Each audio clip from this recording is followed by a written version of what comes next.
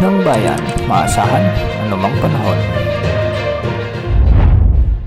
Magandang oras po sa ating lahat. Narito na ang latest update sa lagay ng ating panahon ngayon at sa susunod na 24 oras.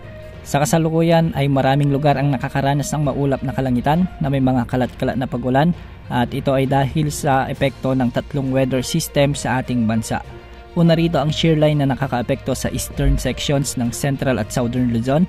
Nakakaapekto naman ang amihan o northeast monsoon sa may northern Luzon at nalalabing bahagi ng Central Luzon, samantalang easterlies din ang nakakaapekto sa nalalabing bahagi ng ating bansa. Dahil nga sa shear line o yung banggaan ng mainit na hangin at malamig na hangin ay makakaranas ng maulap na kalangitan na may mga kalat-kalat na pag-ulan na may kasamang isolated thunderstorms ang buong Metro Manila sa may Laguna, Rizal, Quezon Province, Nueva Ecija, Bulacan, Aurora, Camarines Norte, Camarines Sur at Catanduanes. Ang mga lugar na ito ay minsan ay makakaranas ng mga katamtaman at malalakas na pag-ulan, kaya posible ang mga biglang pagbaha at pagguho ng lupa. Pinapayuhan natin ang ating mga kababayan sa mga lugar na ilang araw nang inuulan dulot ng shear line sa banta ng mga pagbaha at pagguho ng lupa at iba yung pag-iingat po dahil ilang araw pa na posibleng maranasan ang weather system na ito. Samantala sa Central Visayas, Negros Oriental, sa may Leyte, Southern Leyte, kasama ng Dinagat Islands, Surigao del Norte, Surigao del Sur at Davao Oriental, ay magiging maulap naman ang mga kalangitan na may mga kasamang kalat-kalat na pag-ulan at pagkidlat, pagkulog. Dulot naman ito ng easterlies o ang mainit na hangin mula sa karagatang Pasipiko. Hindi rin inaalis ang posibilidad ng mga biglang pagbaha at pagguho ng lupa, lalo na kung may mga katamtaman at malalakas na pag-ulan.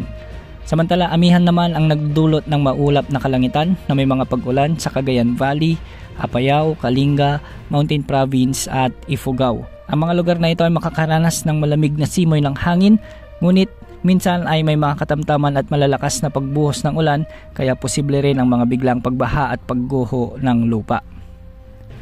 Samantala sa Ilocos Region at nalalabing bahagi ng Cordillera Administrative Region at Central Luzon ay magiging bahagyang maulap hanggang sa maulap naman ang mga kalangitan na may mga kalat-kalat na mahihinang pag-ulan. Dulot pa rin ito ng umiiral na northeast monsoon o amihan.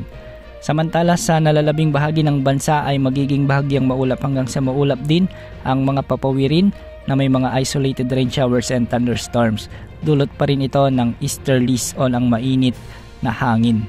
Hindi rin inaalis ang posibilidad ng mga flash floods at landslides kung may mga umiiral na severe thunderstorms. Samantala ayon sa latest Tropical Cyclone Threat Potential Forecast ng Pag-asa, ay posibleng may mabuong LPA sa silangan ng Mindanao sa susunod na linggo, particular sa araw ng December 18 hanggang December 24. Nasa mababa hanggang sa katamtaman ang tsansa nitong lumakas bilang bagyo at posibleng lumapit sa Eastern Mindanao, Eastern Visayas o di kaya naman ay sa Southern Luzon. Kung sakaling lumakas ito bilang bagyo at nakapasok sa ating area of responsibility, ay papangalanan ito ng Pag-asa bilang bagyong Kirubin. Ito ang magsisilbing unang bagyo ngayong Disyembre 2024. Dahil sa matagal at medyo malayo pa ay posible pa ang mga pagbabago, kaya laging umantabay sa ating channel para sa mga susunod na updates sa potensyal na sama ng panahon na ito. Yan ang update sa lagay ng panahon. Ito po ang weather update ng bayan, maasahan anumang panahon.